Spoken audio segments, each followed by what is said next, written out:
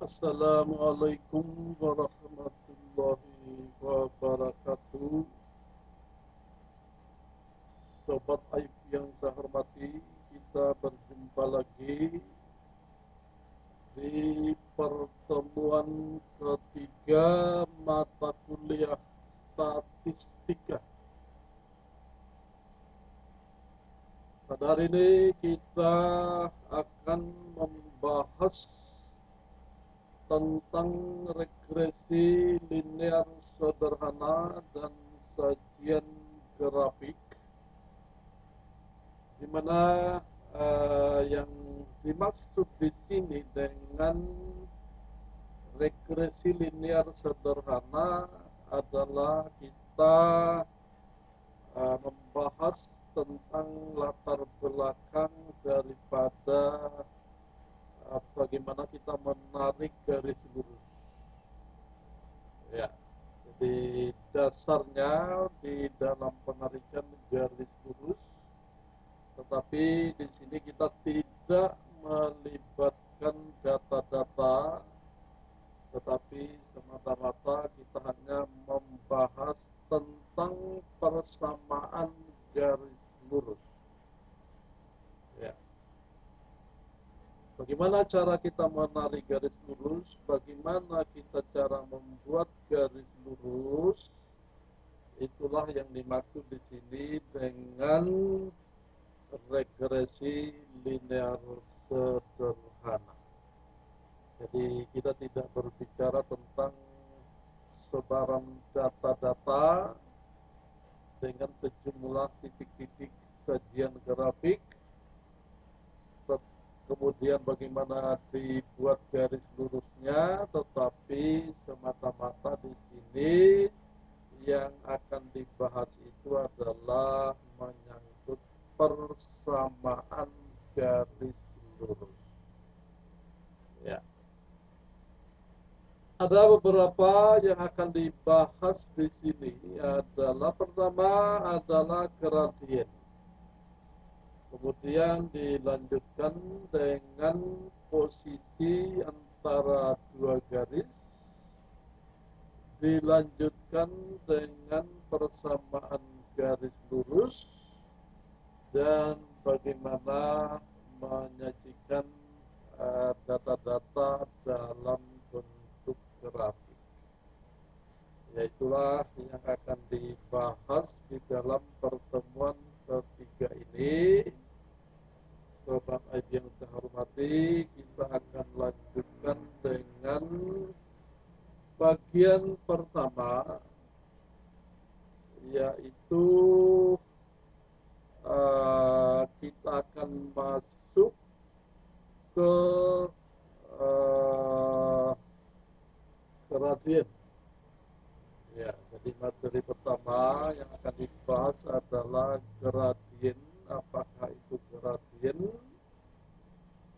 Ya, kemudian kita akan lanjutkan dengan posisi antara dua garis. Selanjutnya kita akan membahas tentang bagaimana membuat persamaan garis lurus dari titik-titik yang sudah diketahui maupun dari nilai gradien yang sudah diketahui. Kemudian bagaimana cara membuat sajian grafik berbentuk batang atau disebut dengan histogram. Kemudian bagaimana cara membuat grafik garis dalam bentuk garis, dan bagaimana membuat grafik dalam bentuk lingkaran atau pie. Ya. Oke, kita akan lanjutkan gradien. Ya, saya kira mahasiswa yang mungkin sudah pernah dengar apa itu yang dimaksud dengan gradien. Gradien adalah nilai yang menyatakan kemiringan suatu garis. Tentu saja ya garis yang dimaksud di sini adalah adalah garis lurus. Secara umum nilai gradien dari suatu persamaan garis lurus dinyatakan melalui perbandingan. Jadi rasio antara segmen vertikal daripada garis lurus dan segmen horizontal daripada garis lurus. Jadi proyeksi dalam arah vertikal, kita ambil segmennya, elemen vertikalnya, kita bagi dengan segmen horizontalnya, elemen horizontalnya, itulah yang disebut dengan gradien, ya. Atau biasa juga disebut dengan gradien arah, ya, karena menentukan arah daripada sebuah garis lurus. Simbolnya selama ini yang digunakan adalah M. Jadi simbol gradien itu adalah M.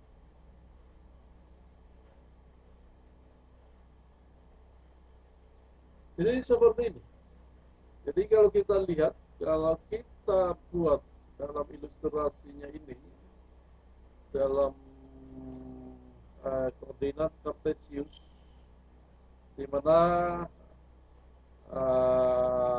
sejumlah elemen dalam arah X, ya, dan sejumlah elemen dalam arah Y. Kemudian kita tarik garis, kita buat garis lurus, lalu kita pilih segmen vertikalnya, kemudian kita pilih segmen horizontalnya, dibagi segmen vertikalnya dibagi dengan segmen horizontalnya, maka itulah yang disebut dengan gradien. Kalau gradien itu sama dengan 1, maka itu artinya bahwa segmen arah vertikal sama dengan segmen arah horizontal.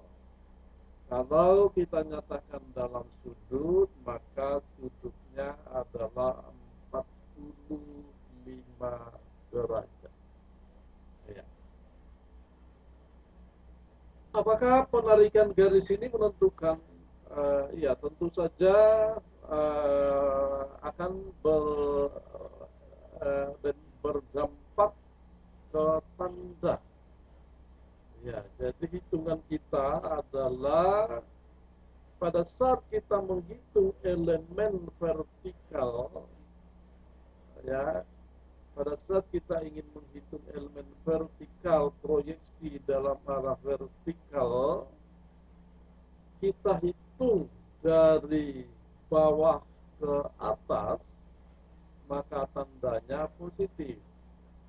Ya, dari bawah ke atas kita tandanya positif. Jadi hitungannya kalau kita ambil elemen itu di sini, hitungannya dari sini. Jadi dari sini 1, 2, 3, 4, 5, 6, 7. Andaikan.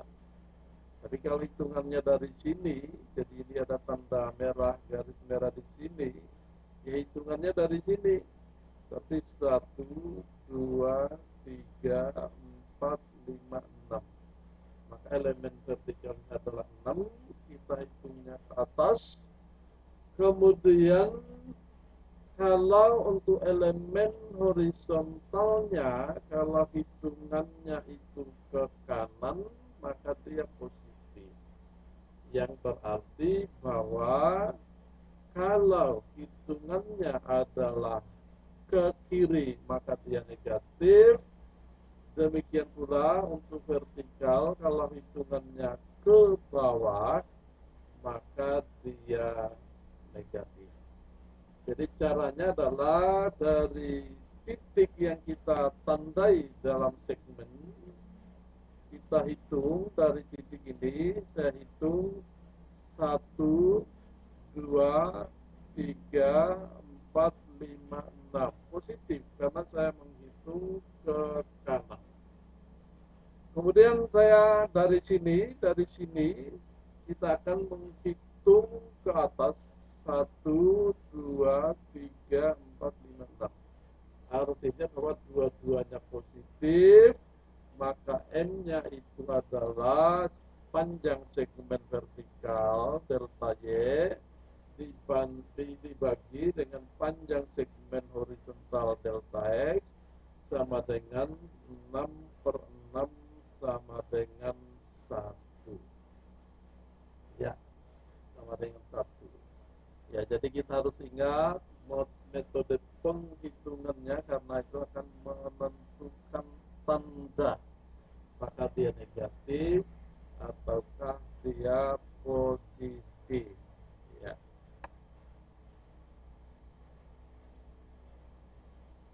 Ini adalah beberapa bentuk kemiringan garis. Jadi tadi itu yang kita contohkan adalah garis yang ini, di mana uh, arahnya ke kanan atas, yang berarti bahwa hitungannya ke kanan untuk segmen horizontalnya, sumbu X-nya, dan ke atas untuk segmen vertikal sumbu Y-nya. Maka gradiennya adalah positif. Sebaliknya, kalau yang ini, arahnya ke kiri, ke kiri atas. Artinya bahwa hitungan dalam segmen horizontalnya negatif karena kita menghitung ke kiri, sementara hitungan ke arah segmen vertikalnya positif. Jadi hasilnya adalah positif bagi negatif, maka tanda daripada gradiennya menjadi negatif. Ya, negatif. Kemudian uh, bisa juga dia ke bawah, ya. Jadi ke bawah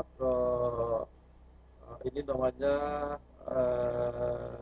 apa itu namanya ruang pertama, namanya apa itu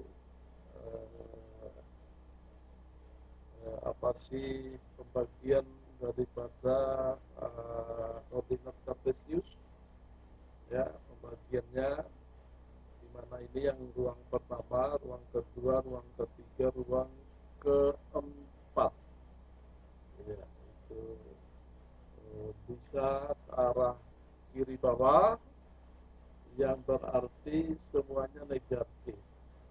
Kalau semuanya negatif berarti gradiennya positif. Atau kanan bawah, eh, X-nya positif, Y-nya negatif, berarti hasilnya adalah negatif. Ya. Kalau seperti ini, ya tidak ada kemiringan. Jadi kalau dia lurus, itu artinya tidak ada kemiringan. Sementara gradien itu menghitung kemiringan. Ini juga tidak ada kemiringan karena dia lurus ke atas. Sementara ini, ya ini hasilnya akan sama dengan ini karena arahnya ke hitungannya ke kiri di dalam segmen horizontalnya, ke atas atau ke atas dalam segmen vertikalnya. Sementara ini sama dengan ini, ya sama arahnya, yaitu hitungannya ke kanan positif, atas positif. Tetapi yang membedakan itu adalah titik potong dengan sumbu X dan juga titik potong dengan sumbu Y. Kalau ini titik potong dengan sumbu X-nya adalah di titik B, sementara titik potong dengan sumbu Y-nya adalah di titik A. Ya, sama dengan ini titik potong dengan sumbu X-nya adalah minus B, karena di kiri origin, di sebelah kiri daripada titik 0, maka dia titik potongnya negatif dengan sumbu X, negatif B, dan ini titik potongnya adalah A, positif. Oke, kita lihat. Bisa juga kita bisa menghitung gradien jika dua buah titik itu diketahui. Sudah diketahui nilainya masing-masing, yaitu koordinat X1 Y1 dan koordinat X2 Y2. Jika demikian, maka cara menghitung daripada gradiennya adalah M sama dengan Y2 dikurang Y1 dibagi dengan X2 dikurang X1. Bisa dibalik, ya, karena akan mempunyai dampak ke tanda yang sama. Kalau dibalik, di atas dibalik menjadi Y1 kurang Y2, ya di bawah pun harus dibalik menjadi X1 kurang X2. Maka M sama dengan juga bisa kita hitung dari Y1 kurang Y2 dibagi dengan X1 dikurang X2. Ya. Kemudian posisi antara dua garis. Jadi dua buah garis posisinya bisa saling berjauhan, ya, saling berjauhan dengan arah yang sama, namanya sejajar. Ya, jadi tidak bersinggungan. Ya, jadi arahnya sama tetapi berjauhan, tidak bersinggungan, maka dia disebut sebagai sejajar. Kemungkinan yang kedua adalah saling berpotongan. Jadi kalau sejajar itu artinya bahwa gradien untuk grafik H, G itu sama dengan gradien daripada grafik H. Gradien garis G sama dengan gradien garis H karena memiliki arah yang sama. Jadi tadi sudah dikatakan bahwa kalau arahnya sama, gradiennya sama, yang membedakan adalah titik potongnya dengan sumbu X dan juga titik potongnya dengan sumbu Y. Kemungkinan lain adalah dua garis saling berpotongan. Ya, berpotongan itu bisa bebas, ya, tetapi ada keadaan khusus di mana saling berpotongannya itu disebut sebagai tegak lurus. Jadi saling tegak lurus. Ya.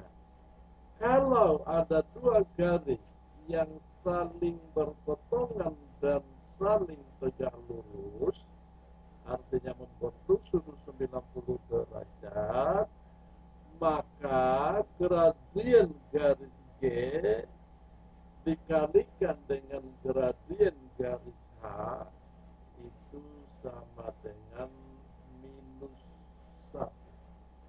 Ya, itu sama dengan minus 1. Oke. Kita lanjut. Bagaimana membuat persamaan garis lurus? Ya. Ada dua hal yang perlu diperhatikan saat ingin kita membuat persamaan garis lurus. Yang pertama adalah kita harus tahu nilai gradien daripada garis tersebut. Ya, kalau sudah tahu nilai gradiennya, maka kita bisa membuat garis lurus. Tapi tentu saja harus juga diketahui salah satu titik.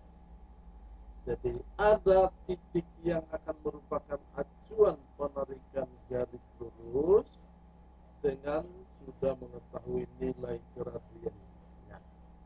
Jadi pertama kita harus tahu nilai gradiennya, dan yang kedua adalah kita juga harus tahu sedikitnya satu titik yang dilalui garis tersebut. Itu adalah syarat bisa dibuatnya persamaan garis lurus. Bagaimana cara membuatnya?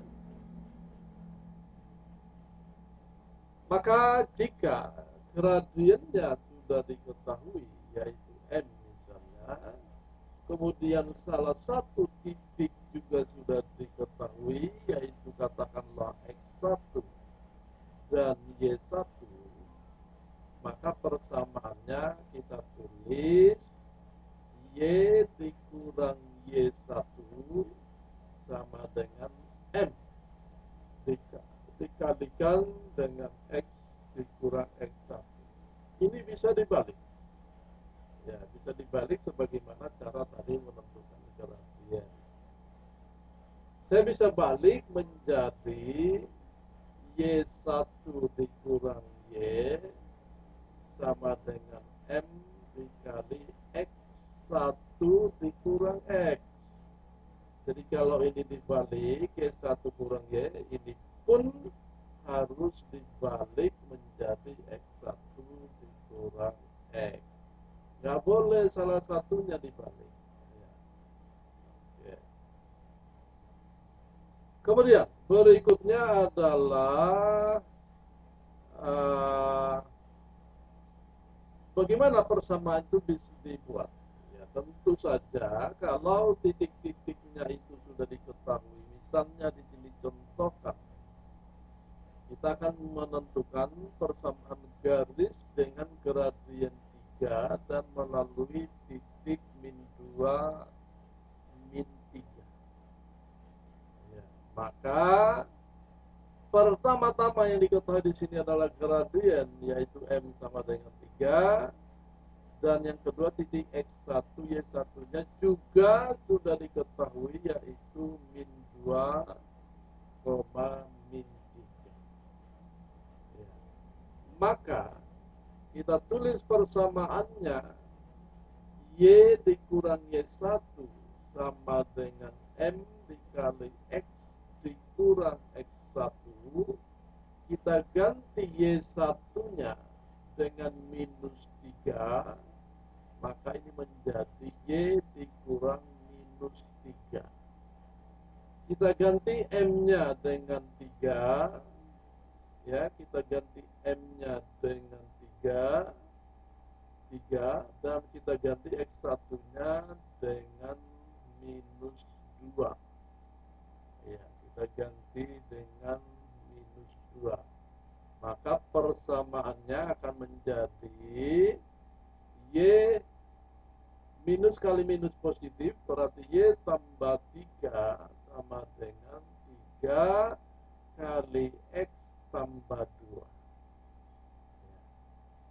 Lalu kita kalikan, kita buang kurungnya, kita hilangkan kurungnya, sehingga menghasilkan Y ditambah 3 sama dengan 3X ditambah 3 kali 2, 6. Kemudian 3 kita pindahkan ke sebelah kanan, sehingga menjadi Y sama dengan 3X ditambah 6 dikurang 3, dan diperoleh Y sama dengan 3X tambah 3, atau 3 buka kurung X ditambah 1. Itulah persamaan garis lurus. Ya. Jika dua titik diketahui, ya, jika diketahui dua titik yang dilalui garis, maka itu kita bisa menghitung, ya, kita bisa membuat persamaan garis lurusnya dengan menulis Y dikurang Y1 dibagi dengan Y2 dikurang Y1 sama dengan X dikurang X1 dibagi dengan X2 dikurang X1. Maka misalnya diketahui Y1-nya adalah 150 dan Y2-nya 250, maka kita tulis sementara X1-nya 2011 dan X2-nya 2019, maka kita bisa tulis Y dikurang 150 dibagi 250 dikurang 150 sama dengan X dikurang 2011 dibagi 2019 dikurang 2011. Kita hitung Y sama kurang 150 dibagi 100 sama dengan X dikurang 2011 dibagi 8. Ya. Kita kali silang, ya, kali silang ini 8 dikalikan ke sini, ya, sementara di sini dikali dengan 100.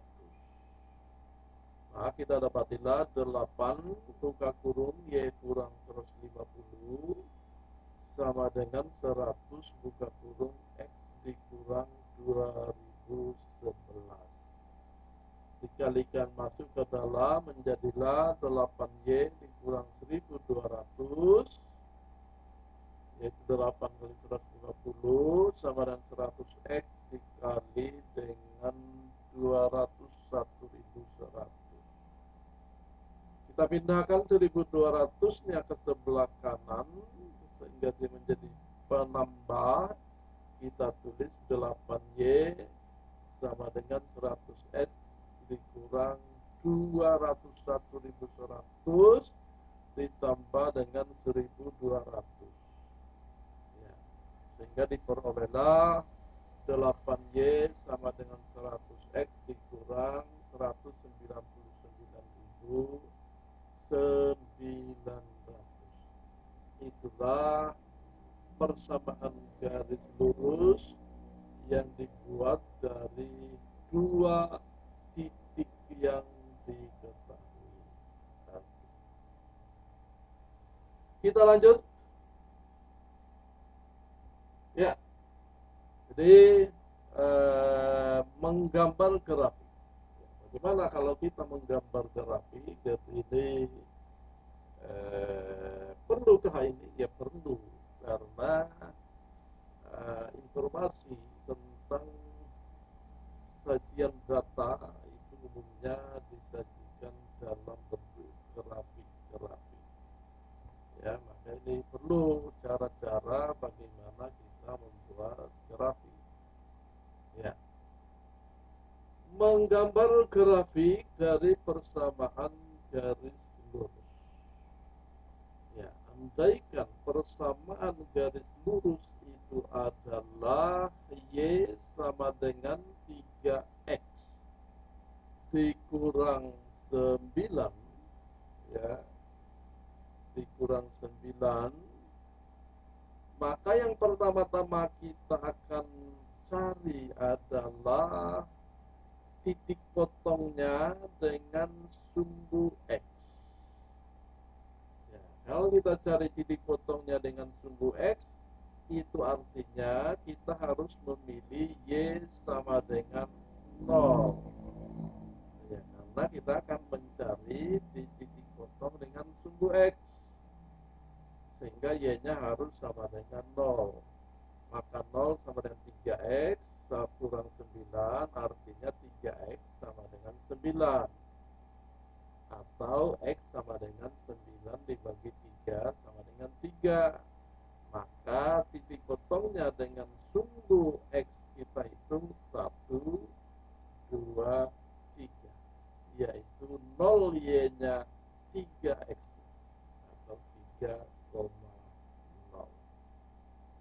Ya, itu pertama.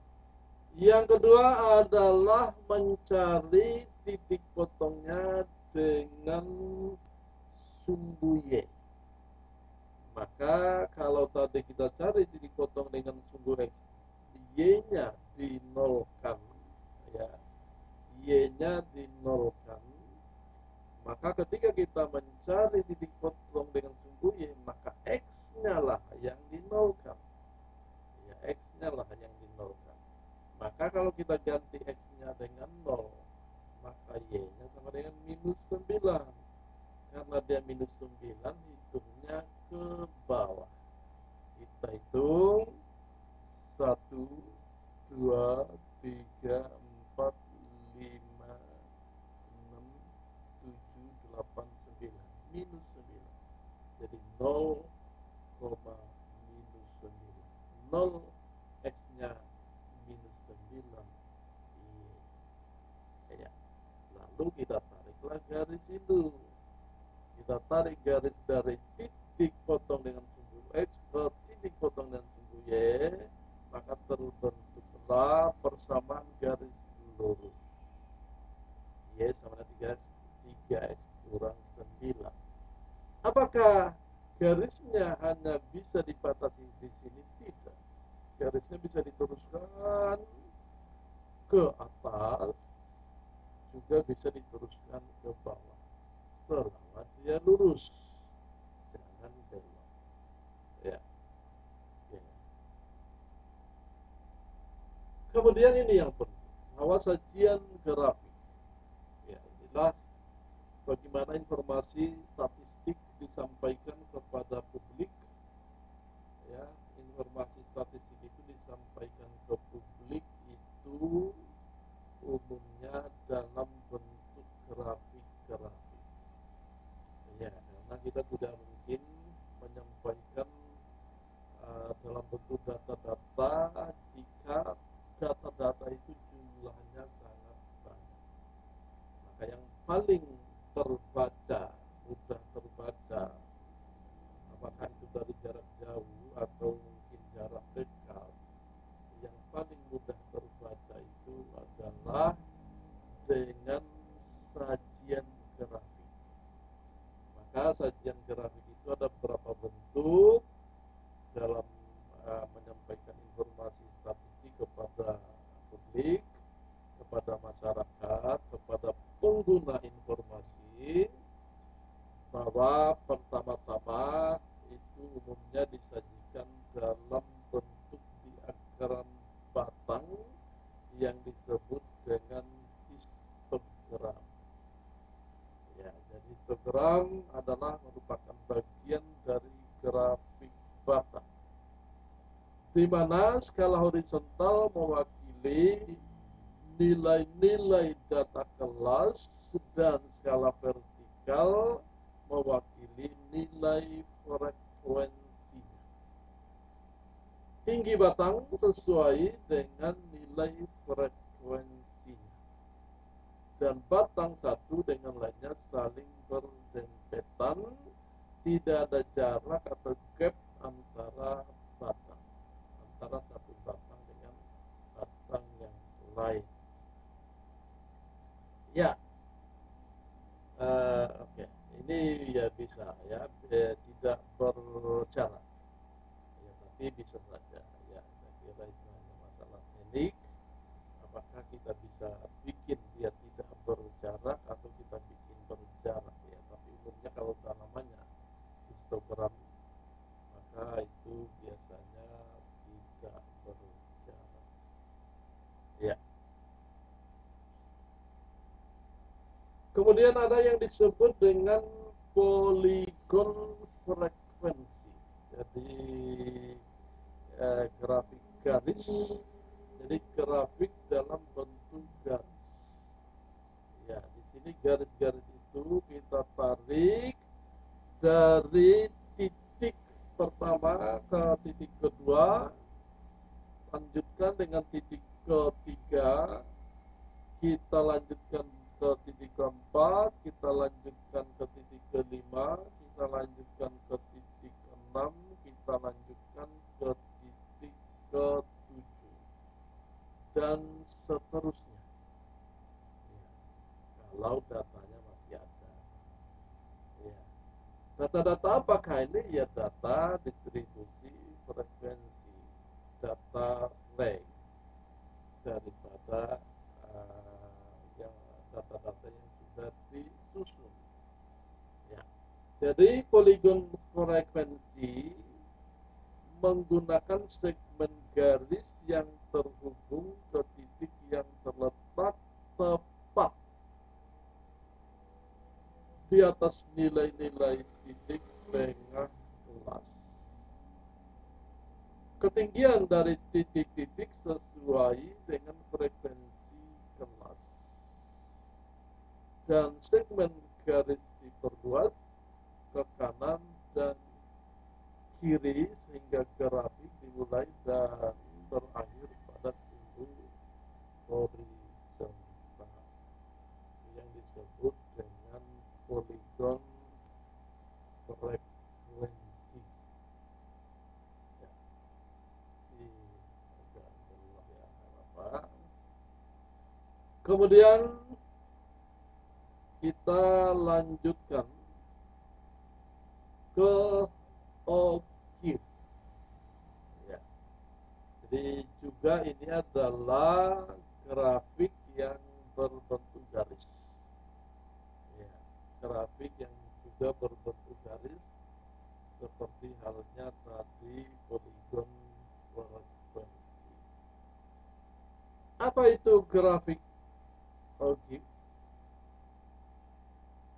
OGIF adalah grafik garis yang menggambarkan frekuensi kumulatif seperti daftar distribusi frekuensi kumulatif. Perhatikan bahwa batas-batas kelas dihubungkan oleh segmen garis yang dimulai dari batas bawah kelas pertama dan berakhir pada batas atas dari kelas terakhir. OGIF berguna untuk menentukan jumlah nilai di bawah nilai tertentu. Sebagai contoh, ya, diperlihatkan pada grafik ini adalah grafik yang menunjukkan bahwa 68 mahasiswa mendapatkan nilai kurang dari 90,5. Jadi kita putus di sana grafiknya karena dia menggambarkan nilai di bawah 90,5. Jadi tidak seperti poligon frekuensi tadi, dia dilanjutkan ke terus grafiknya sehingga dia turun ke bawah lagi untuk menuju ke segmen horizontal. Ya. Kemudian yang terakhir saya kira adalah lingkaran. Jadi ini juga sangat sering digunakan diagram lingkaran untuk memberikan informasi kepada publik tentang hasil penelitian, hasil pengamatan statistik. Ya, misalnya di sini diambil contoh sebuah kantor itu memiliki karyawan dengan tingkat pendidikan yang berbeda-beda. Jadi ada karyawan dengan ijazah SMP, ada karyawan dengan ijazah SMA, ada karyawan dengan ijazah SMK, ada karyawan dengan ijazah D3. Ya. Frekuensinya untuk SMP itu ada 7, SMA 11, SMK 13, dan D3 9. Di sini persoalannya adalah bagaimana merubah nilai frekuensi ini menjadi nilai juri. Juri itu adalah lingkaran, ya, lingkaran yang dibagi-bagi menggunakan busur. Maka yang harus diketahui adalah derajatnya. Ya. Jadi caranya adalah karena satu lingkaran itu sudutnya 360, maka cara menghitungnya adalah frekuensi 7 itu kita bagi dengan jumlah seluruh karyawan. Jadi karena jumlah seluruh karyawannya ada 40 orang, maka kita bagilah 7 bagi 40 dikali dengan 360. Ya. Hasilnya adalah 63 derajat. Kita gunakan busur untuk menentukan itu. Ya. Kemudian SMA yang berijazah SMA ada 11 orang, 11 karyawan, maka kita hitung 11 dibagi 40 dikali dengan 360, hasilnya 99 derajat. Kemudian yang berijazah SMK ada 13 karyawan, kita bagi dengan jumlah seluruh karyawan 13 bagi 40 dikali dengan 360, dapatnya adalah 117 derajat. Dan yang berijazah D3 adalah 9 karyawan, maka hitungannya adalah 9 dibagi 40 dikali 360 sama dengan 81 derajat.